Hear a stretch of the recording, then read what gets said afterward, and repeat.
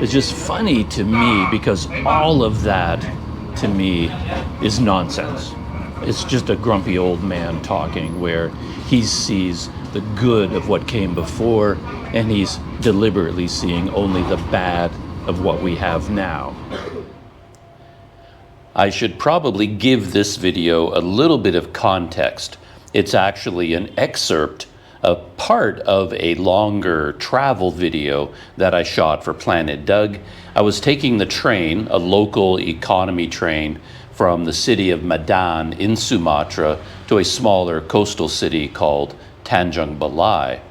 And my seat on the train was very small and kind of uncomfortable, so I moved to the dining car to have a cup of coffee, and then I remembered that I had this book by Paul Theroux with me, and I decided to spend some time in the coffee car, drinking my coffee and reading this book, and then I ended up talking about it.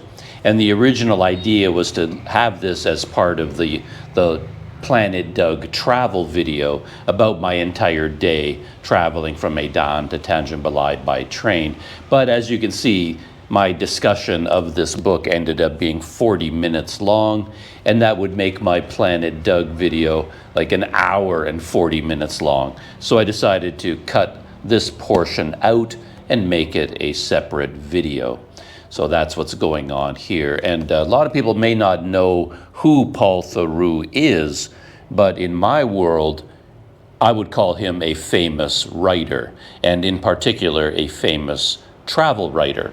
So I'm pretty sure I've read all of his travel books with a special emphasis on his early books when he was traveling by train. That, I think, is what made him famous. So I found this book when I was in Kuala Lumpur at a used bookstore, and to be honest, it is the first paperback book that I've owned and held and been reading for a long time since I began my life of video. So anyway, that is the context for this video that you are about to watch. I hope you enjoy it. And I have some thoughts on my mind. I don't know whether I can express them very clearly or not. I should probably save this for when I'm calm and not in a moving train. But I started reading this book that I picked up in Madan by Paul Theroux. I just started this morning, to be honest. I've hardly read anything at all. I just started reading the opening section, which is called, it's an introduction to the book called Being a Stranger. And I read in the back, he has an autobiography, or bibliography, I should say, a bibliography, and he says that this particular essay called Being a Stranger is based on a lecture that he gave at the Michigan State University in 1999. So all the travel writing in here goes from 1985 to 2000. But the introduction was written in 1999. So that's kind of the time frame for his thoughts in this. Oh yeah, the air conditioner. They turned it on for me, which is interesting. All these local men who work for the train station, they wouldn't turn on the air conditioning for them, but now that I sat down, they turned it on.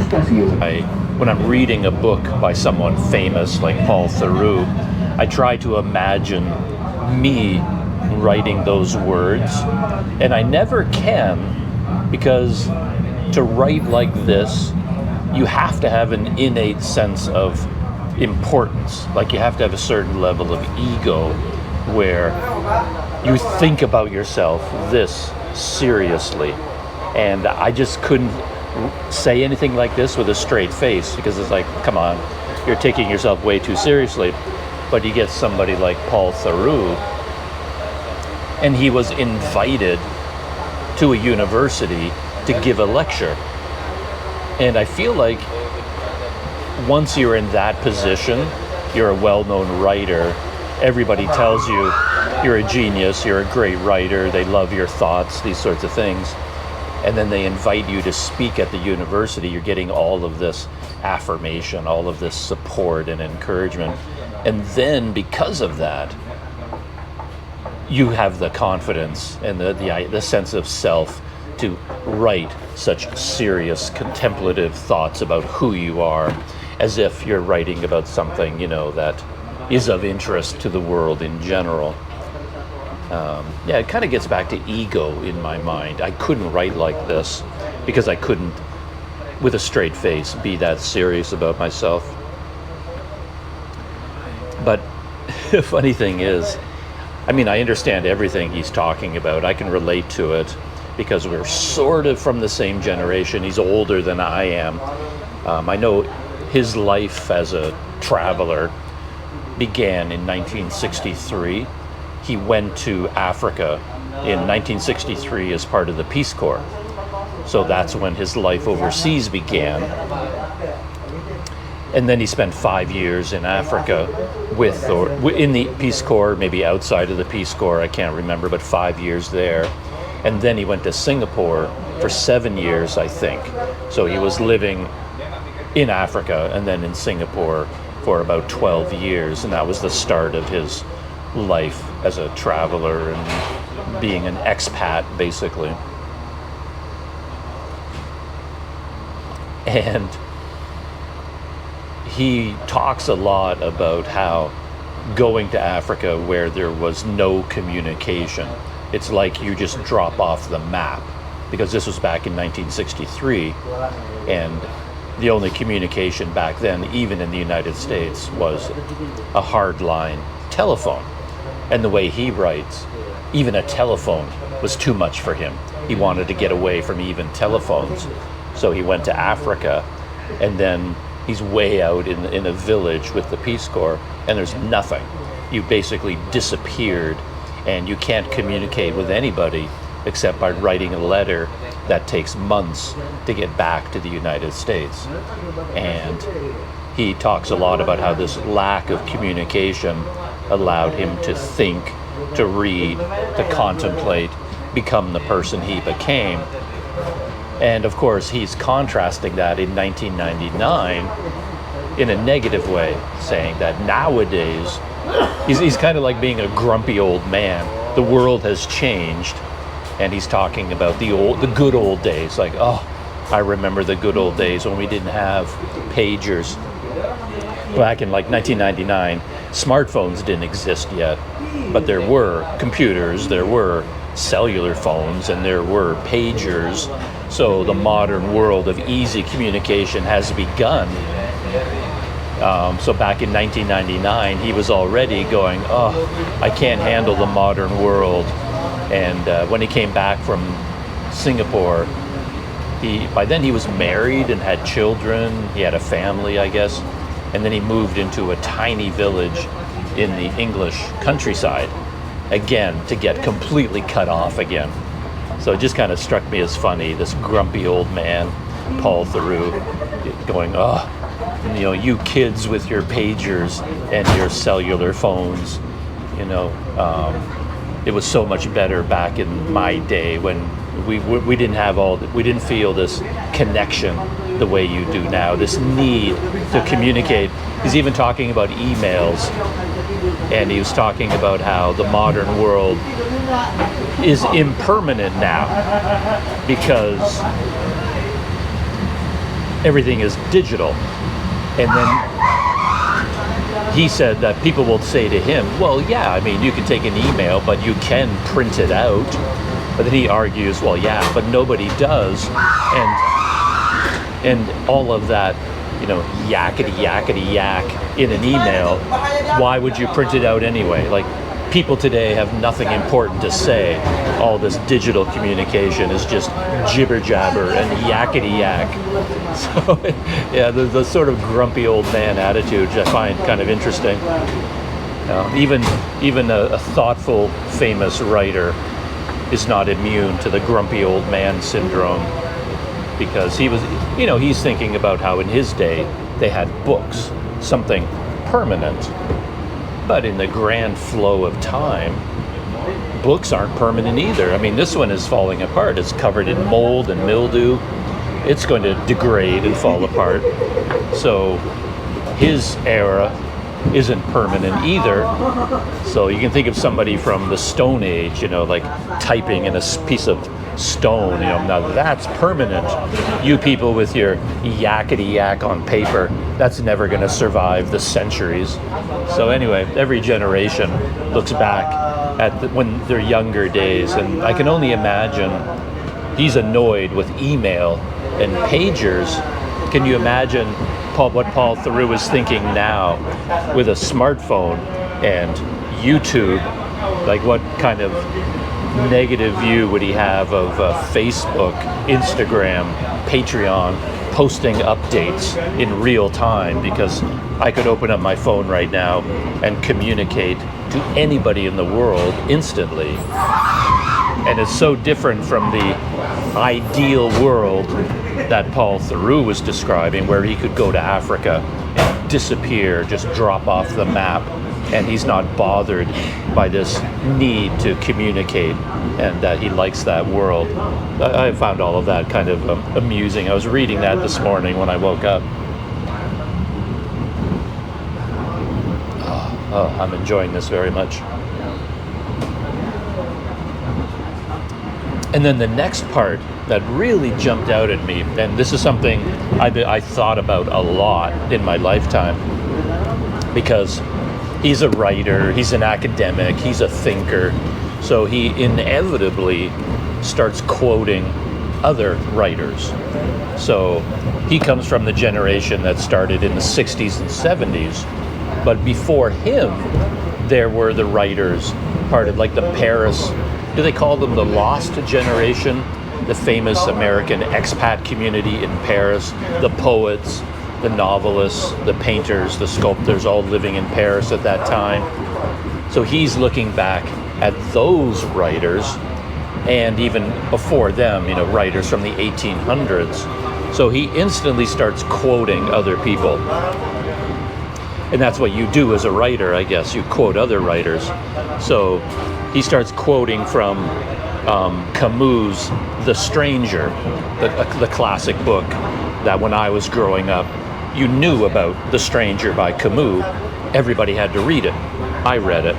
And he talks about Crime and Punishment by Dostoevsky, the hero of Crime and Punishment, Raskolnikov, the hero of The Stranger, Meursault. So these famous characters from literature. And then he mentions The Trial by Kafka, and the guy Joseph K. in Kafka's The Trial. So he starts mentioning those, and then he talks about Fitzgerald, all these writers that I know quite well. I've read all of these books, but I remember this time in my life, I would have been reading Paul Theroux's books. He would have been mentioning these books, and I started making a mental list. Like, okay, if I want to be an educated person, if I want to know about things, these are the books I have to read. And I started reading, and back in those days, you could probably put together a list of 200 books, 500 books, and you could say, okay, a well-read person should have read these 500 books. You could make a list of them, and you could start with book one, and you could read them all, especially if you're talking about books of philosophy and thought and literature. There were only so many books that were considered the classics that everybody should read, and then I read, not all of them obviously, but I read as many as I could. And I remember those days. It was just sort of comfort in this idea that there was only so many books in existence. You can read them all. You're all caught up. Same thing with music. You've got to learn about classical music. You've got to learn about opera. You've got to learn about jazz, pop, rock and roll, classic rock. And there was only so much music in existence. We just pulled into another station, a brief interlude here. And I just wanted to capture a little bit of it on video because it looks so interesting. Lida Tana Station, an old train station building. Look at that, that's amazing. Paul Theroux would approve of this because he got his start mainly as a train traveler in terms of his travel writing. It was all about taking trains.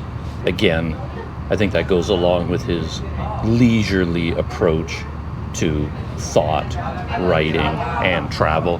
He didn't want to go faster, he wanted to go slower. And of course, classic train travel, again from his day, would be quite interesting. So he sought out older classic train trips. Yeah, a very different world, even when he was making his trips around the world. Yeah, there was only so much music in existence, and you felt like you could dive into it and get a good grasp of all of music. You learn all about Mozart and Beethoven and Bach, and then you get into the more lesser known composers of classical music and move on to jazz and then folk music. And you basically learn about music and you feel like you've got a good handle on music. And then you can move on to movies. Same thing back in those days, once back in the 80s, 90s, because we're arriving somewhere else. You could start at the very beginning and have a sense that you could watch all of the good movies in existence, and then you start archiving them. You start watching movie after movie after movie. You discover a director that you like, and then you watch all the movies from that director. Like Billy Wilder, you discover Billy Wilder as a director, and then you watch all the movies directed by Billy Wilder, and on and on and on. So that's what the world was like back in those days. And then time jumped ahead to now, to 2025, and I couldn't imagine being born now and being faced with the avalanche of everything that's in existence now, because of the internet and digital stuff. We have access to all of the literature from the entire world now, all the music from every country in the world, all the movies from every country in the world, TV shows. So just like one person couldn't grasp everything that was produced in the year 2025, right? Like if you take just the year 2025 and stack up every book that's written just this calendar year, made a copy of every movie made this year, all the music produced this year, on and on, one person could not consume all of 1 year's production in a lifetime. It's just so this concept of grasping knowledge is gone. You just can't. And science, physics, medicine, biology, so much knowledge that we have now, it's just absolutely overwhelming. So yeah, these are the thoughts I was having as I was reading through this first little essay, how it was such a simple world back then. Like, of course, Paul Theroux, he wouldn't think of that world as being very simple, but very different from 2025, today. Yeah, I'm enjoying this very much, where I'm reading a paragraph by him, and then I'm mentally transposing it to the year 2025 and trying to imagine, does it ring true now, or maybe even more true? For example, he writes, for various reasons, it is not so easy to be a foreigner now. I am using the word in a general sense. Yet it was very easy for me to be a foreigner less than 40 years ago. Then a person could simply disappear by traveling.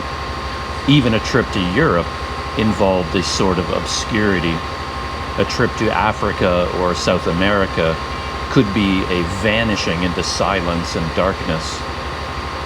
He continues, the idea of disappearance appealed to me.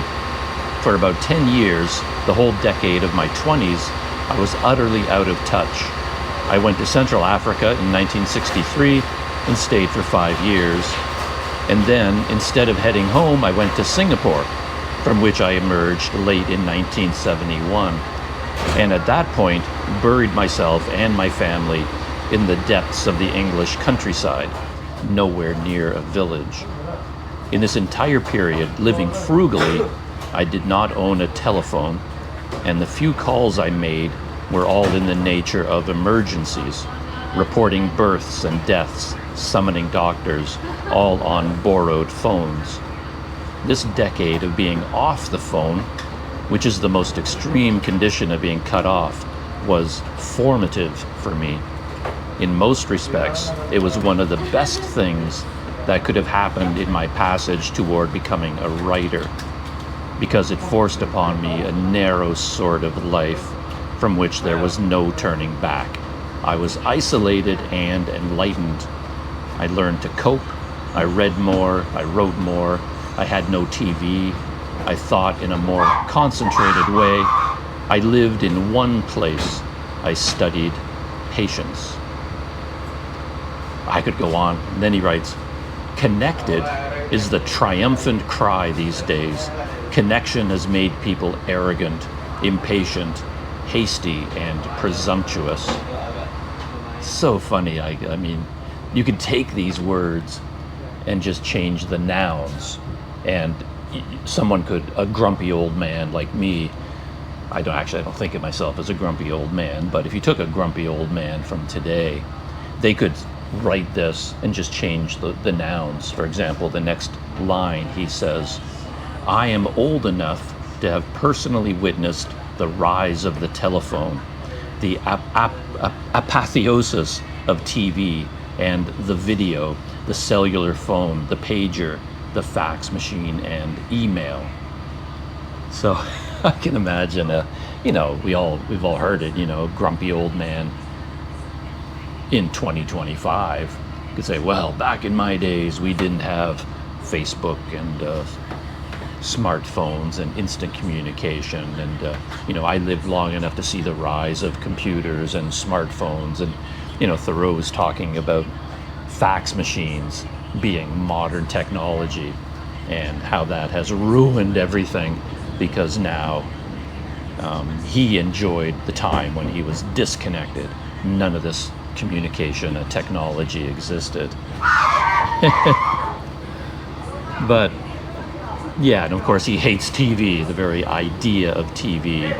And now, I think in a modern era, all you have to do is replace, whenever the grumpy old man says TV, just replace it with a smartphone. Because you get people who say, I never use my smartphone. All these kids today staring at their phones day and night. That's a terrible way to live. I don't even have a phone. And then here's Thoreau, all these kids today glued to the boob tube, watching TV. I don't even have a TV. So he puts himself over as being better than the kids of today because he doesn't have a TV, he doesn't have a telephone. And the same grumpy old man in 2025 would say, well, I'm better than the kids today because I don't even have a smartphone. It's just a cycle. And yet he believed this thoroughly, that he was someone special, that he lived this life of isolation, and it made him patient, made him thoughtful, and then, but somebody could do the same thing today. I'm sure I've said enough about Paul Theroux and this book, but I have another cup of coffee going, and I'm still reading, and so much of this is jumping out at me. I thought I'd come back to it just for a few more minutes, picking up where he kind of warmed up to his theme. And here he's finally getting into his theme about how connection is bad.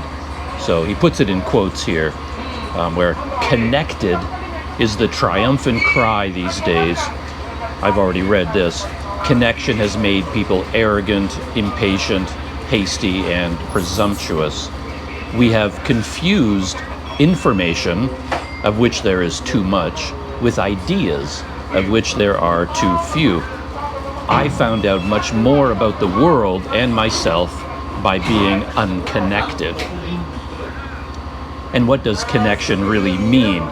What can the archivist, relishing detail, boasting of the information age, possibly do about all those private phone calls, emails, and electronic messages lost? So much for the age of information. My detractors may say you can print emails, but who commits that yakety yak to paper? And this is really interesting for me. This is why I wanted to start talking about him again, because he gets into video. And he has no idea what the future was bringing, right?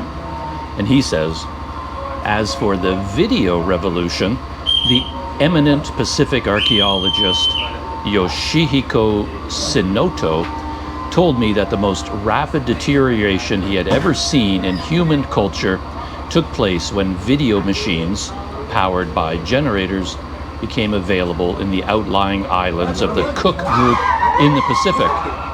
Now, villagers were watching Rambo movies and pornography, with disastrous results to the fragile society. Last year, I was in Brazil. A woman in Rio mentioned that she was flying to Manaus on the Amazon to meet her husband who worked there. She was eager to go because Titanic was showing at an Amazonian theater. 4 months later, I was in Palawan, a somewhat remote island in the Philippines, and walking along the beach, I heard a Filipino boy humming the Titanic theme song, Our Love Will Go On. I could go on, but I'll end it there. It's just funny to me because all of that, to me, is nonsense. It's just a grumpy old man talking where he sees the good of what came before and he's deliberately seeing only the bad of what we have now. Like he says, for example, that back in the days when there was no connectivity, he learned more about the world. But if you think about that for even a minute, that falls apart because I have the internet, all of human knowledge. I have access to it right here from this device. So the other day I was on my YouTube channel and there was a very nice comment from a man or woman, I'm not sure, I think it was a man, from Mauritius. And I thought to myself, Mauritius, I know where it is, but I don't know very much about Mauritius. So I just opened up my phone and I went to AI and just said, I basically said that, you know, I was just communicating with someone from the island nation of Mauritius, and I don't know much about this place. Can you tell me about Mauritius? Like, give me some basic information. And boom, the history, the culture, the society, the music, the art, the language, the economy, everything I want to know about Mauritius, right here. Paul Theroux, he can live in his village in Central Africa back in the 60s where there is nothing, not even a library. But how in the world can he argue that he knows more about the world because he's cut off from the world? I mean, it's a nonsensical argument. It's more an emotional argument than a realistic one. So I just found that really interesting. And then video, right? He's railing against what video has done to the world, and all he's talking about is like VCRs and VHS tapes, right? That, to him, has destroyed modern society. The humble VCR. Can you imagine if you transported 1999 Paul Theroux to 2025 with YouTube? Then what would he think? To video clips on Instagram. But there again, a grumpy old man in 2025 could go on a 3-hour tirade about the horrors of YouTube and Instagram and video clips and this sort of thing. But again, they're choosing only to see the worst of YouTube. What about all the amazing, informative content that's on YouTube, right? Nothing is ever good or bad. He's going on and on about the horrors of VHS tapes and modern and fax machines. But I'm sure when the printing press was developed, there were people who were predicting the end of the world because of the printing press and how they would yearn for the good old days when 100 monks were sitting in a room writing everything out by hand. There was elegance to that. There was art. There was patience. There was care. And now with the printing press, it's just thump, thump, thump, thump, thump, loud noises, banging and crashing. putting out low quality books. So like looking at the world you live in, and then when you get into your 60s, 50s and 60s, and then going on and on about how it was so much better when I was a young man and how everything has gotten worse. That's just a fool's path to go down. It's just kind of a waste of time. You should just focus on what's good about the modern world. Yeah. Rant. I think that's the end of my rant for now. Maybe Paul Theroux would approve of this sitting on a train, reading a book, an actual printed book, and thinking about it, though he would more than likely disagree with my take on his words, you know, kind of interesting.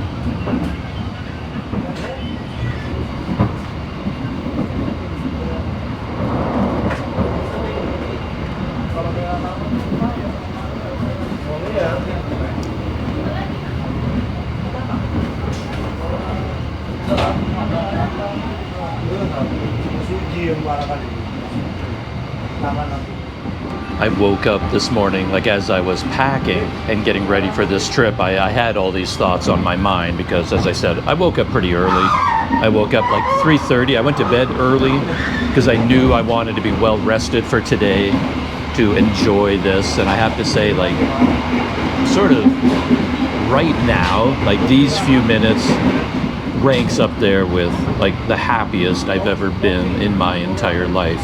There's just so much happiness just coming from sitting on a train, looking out the window, the clackety-clack of the wheels, and drinking coffee, and then adding to that a good book and thinking. And then when I think back over my life, yeah, so many amazing moments of pure happiness came from sitting on a train. I think I look forward to trains more than anything else in life, really. I remember going to university, and my first year of university was in London, Ontario, just an hour away from my hometown. And there was a train running back and forth. We don't have great trains in Canada, not very many trains either, but there was a train via rail, and I would ride the train home on the weekend sometimes from university back to my home city and then back to university. And then I moved to Guelph, University of Guelph, and I would take the train from there back to my hometown. The train would leave from Toronto, stop off in Guelph, I get on the train and go back to Sarnia. And then I lived in Toronto for a while, and I took the train from Toronto. And all those times getting on that via rail train, knowing that there was like 1 hour or 2.5 hours or 3 or 4 hours of just sitting like this in my seat on the Via Rail train, because they were much more comfortable seats, and you get coffee right at your seat. And then just to sit here looking out the window, drinking coffee for 2.5 hours, reading a book. Because again, those were the days, grumpy old man here, when smartphones and tablets didn't exist, so we were doing a lot of reading back in those days. Yeah, happiest times of my life by far have always been sitting on a train. But anyway, little tangent there. Oh, too late. Passed over a river. Maybe you saw it in the background. But yeah, this morning as I was packing and I was thinking about what I had just read, and he was going on his tirade against being connected, and I was thinking about the technology, and it occurred to me, what would he think of the year 2025? And the most extreme element of that is right now, here on this train, I have Google Maps, and I'm being tracked by my own satellite. Like, think about that. From his perspective, 1963, going to a remote village in Central Africa, totally disconnected, like zero technology. He probably rarely, maybe there's even no electricity in that village. Jump forward to now, and on my way to the train station, I started up a mapping program, Relive, and I started up Strava. And to do that, I have to connect to my own personal satellite network, right? Where Yeah, think about it. Thoreau is ranting against fax machines. I'm sitting here, a normal, non-wealthy person, and I have my own satellite. What a change, right? In the way we live today. But again, that can get back to information, where Paul Theroux was so happy to have no connection, but and like he argues that he knows more about the world because of that. But I can click on Google Maps and I can see exactly where I am. We're arriving at the town of Tebintingi, right? And now Tebintingi, I want to know what that means. So I can get out Google Translate. Every language in the world, I have access to it. So I can open up my phone, go to Google Translate, switch to Indonesian, type in Tebing Tingi, 1G? No, double G. All right, the name of the town, Tebintingi, it means high cliff in English. So I'm in the town of High Cliff, and then I can go to Google Maps. I can turn on satellite view. Oh, this one I'm offline, this one I'm online. So I have my own satellite connection over here. So I can go to Google Maps, see where I am, Tebintingi, click on satellite view, and I can actually see this entire region, this entire country from space. Like, the knowledge that we have access to is just absolutely astonishing. And I want to know how far away it is to Tangjung Balai, my destination. I just call up Tangjung Balai. Oh, it is 111 kilometers away, and by train it's going to take another 2.5 hours to get there. All this information at my fingertips, and this is good information. It's a useful information. This is not what he calls yakety yak. This is information about the local culture, the local country, language. Everything you want to know about Indonesia is right here. I can talk to people in their language using Google Translate, which in his day he wouldn't have been able to do. So, yeah, it's just sort of the way things go. So, yeah, on our way to Tangjung Balai, I was reading a couple more essays, and I think what I'm going to do with this book, to be honest, is skip a lot of it, because Theroux is a bit of an academic, and when he writes an essay, he gets very academic-y. So I'm reading this essay, and every page he has to quote somebody. So he quotes Plato, Nietzsche, Kierkegaard, some famous poet, a famous historical traveler.